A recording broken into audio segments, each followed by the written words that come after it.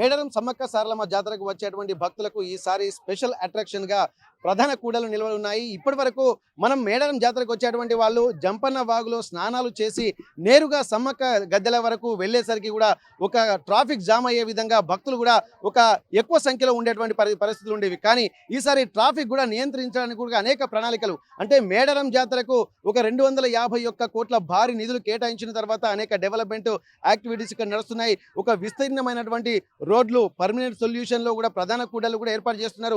ఒక అందంగా ఆదివాసీల గిరిజన సాంప్రదాయాలు కనిపించే విధంగా, ప్రతిబింబించే విధంగా కూడా ఇక్కడ ఉంటున్నాయి. ప్రస్తుతానికైతే ఒక్కసారి మనం చూడొచ్చు, మేడారం జాతరలో ఇక్కడ జంపన్న వాగు నుండి ఇక్కడికి వచ్చేటువంటి ప్రధాన కూడలలో అనేక బొమ్మలు ఇక్కడ ఉన్నటువంటివి ఆదివాసీలు గత సంవత్సరము అంటే గత కాలంలో ఏ విధంగా ఉండేవి. మొత్తానికైతే ఇక్కడ బాహుబలి దున్నలు అంటే అడవి దున్నలు, అలా ఆదివాసీలు వారి జీవన విధానం, వారి వస్త్రధారణ ఏ విధంగా ఉంది, అలాగే గ్రామీణ ప్రాంతాల్లో ఉన్నటువంటి మహిళలు ఏ విధంగా ఉండేవి, వారి వస్త్రధారణ ఏ విధంగా ఉండేది, నలుగురు కూర్చున్నప్పుడు ఎట్లాంటి వాతావరణం ఉండేది అనేది కూడా ఇక్కడ మనకు స్పష్టంగా తెలుస్తుంది.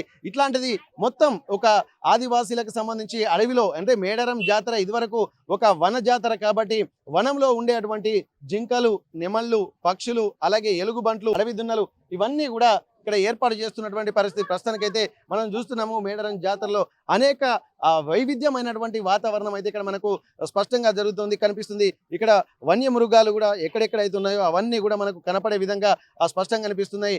ఏనుగులు, అలాగే పులి బొమ్మలు, అలాగే డప్పు, అంటే ఆదివాసీల సాంప్రదాయమైనటువంటి డోలు, అలాగే కొమ్ము ధరించినటువంటి వస్త్రధారణ, వేషధారణ ఇవన్నీ కూడా మనకు ప్రత్యేక ఆకర్షణగా నిలుస్తున్నాయి. మరొకసారి చూసినట్టయితే ఇవన్నీ కూడా ఒక చోట ప్రధాన కూడలలో ఒక చోట పేర్చినటువంటి పరిస్థితి. చాలా మంది ఇక్కడికి వచ్చి ఇక్కడ ఆ వాతావరణాన్ని చూస్తూ ఆస్వాదిస్తూ ఇక్కడ సెల్ఫీలు కూడా దిగుతున్నటువంటి పరిస్థితి